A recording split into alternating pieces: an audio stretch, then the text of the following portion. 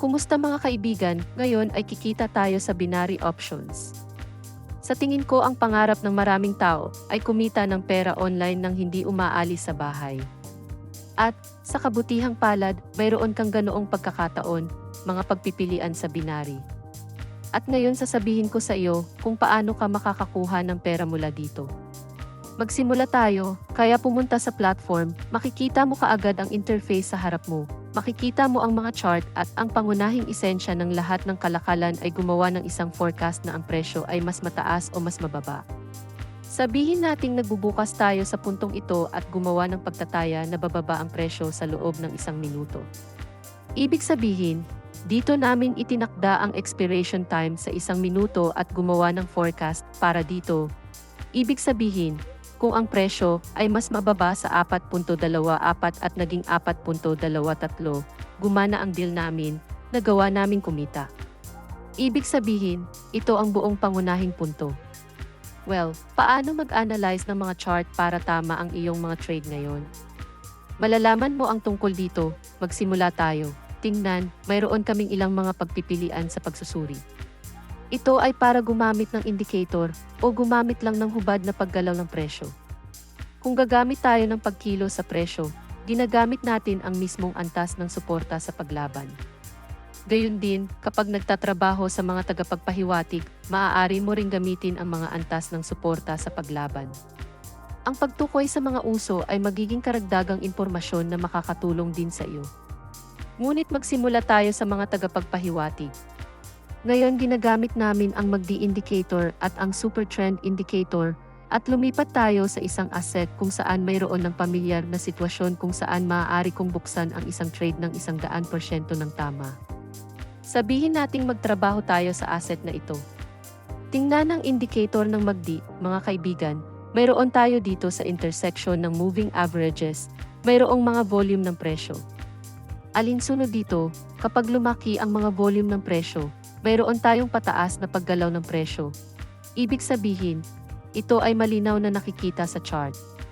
Dagdag pa rito, mayroong intersection sa pagitan natin. Isa pang kadahilanan, tingnan natin ang indicator ng super trend. Ngayon ay hindi outgoing ang trend sa chart. Ibig sabihin, ang signal mula sa sobrang pababang trend ay maaari ding maghintay para kaya, mga kaibigan, tulad ng nakikita mo, ang aming kalakalan ay ginawa sa kita. Binuksan namin sa marka. Ang presyo ay tumaas sa itaas ng antas na ito at, nang naaayon, lumipad palayo ng 2 ng mga puntos. At sa kasong ito, nakakuha kami ng $73 sa aming balanse. Itakda natin ang halagang ito at lumipat tayo sa susunod na pares, kung saan maunawaan din natin ang sitwasyon. Kaya, lumipat ang mga kaibigan sa pares ng pera na ito, tingnan ang tagapagpahiwatig ng MACD. Una sa lahat, ang aming mga volume ng presyo ay mas mababa sa zero mark, ang trend ay pababa. Nakikita namin na ang intersection ay nasa tuktok na punto, iyon ay dito. Dito mayroon din tayong antas ng suporta. Ibig sabihin, ngayon ang aming presyo ay lumalapit sa antas na ito at nakakakuha ng lakas upang masira ang antas na ito. Binuksan namin ang markang ito at gumawa ng isang pagtataya na sa 1 minuto ang presyo ay babagsak sa ibaba ng markang ito. Tingnan ang resulta. Kaya dalawa ang aming deal ay nagtatapos sa positibong teritoryo. Tulad ng nakikita mo, muli kaming gumawa ng tamang hula at nagawa naming kumita ng pera. Nagsimula kami sa $50 at ang balance ay 179 na. Ano sa tingin mo ang mga resulta? Sa tingin ko ito ay kahanga-hanga lamang, at dahil hindi ka kikita ng ganoong uri ng pera sa ganoong tagal ng oras saan man nagtatrabaho sa isang regular na trabaho, itinakda namin ang halaga sa $170, mga kaibigan, at lumipat sa susunod na pares ng pera. Kaya nagtatrabaho kami sa asset na ito, mga kaibigan, tingnan ang MACD indicator. Ang mga volume ng presyo ay pula at nasa zero mark. Pagkatapos ay ginawa ang isang forecast na ang presyo ay mas mababa sa marka at magbubukas kami ng deal sa $170 pababa para sa 1 minuto. Ibig sabihin, sa 1 minuto ay tumaya tayo na bababa ang presyo. Tingnan natin ang resulta. Kaya, mga kaibigan, ito ay isa pang plus, tulad ng makikita mo, ang aming hula ay naging tama muli. US $341 sa aming balanse. Itinakda namin ang halaga sa 341 at lumipat sa susunod na pares ng pera. Kaya nagtatrabaho kami sa asset na ito, tingnan mo, nangyayari na ang pagbabalik. Binuksan ko agad para hindi mawala ng oras at entry point.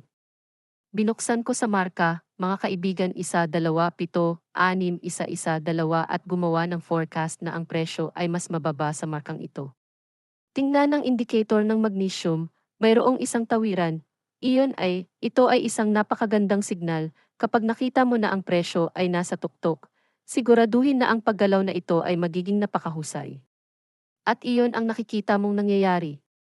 At kaya nag-load sila ng $580 sa aming balance, nakakuha kami ng $530 net gamit ang simpleng diskarte na ito.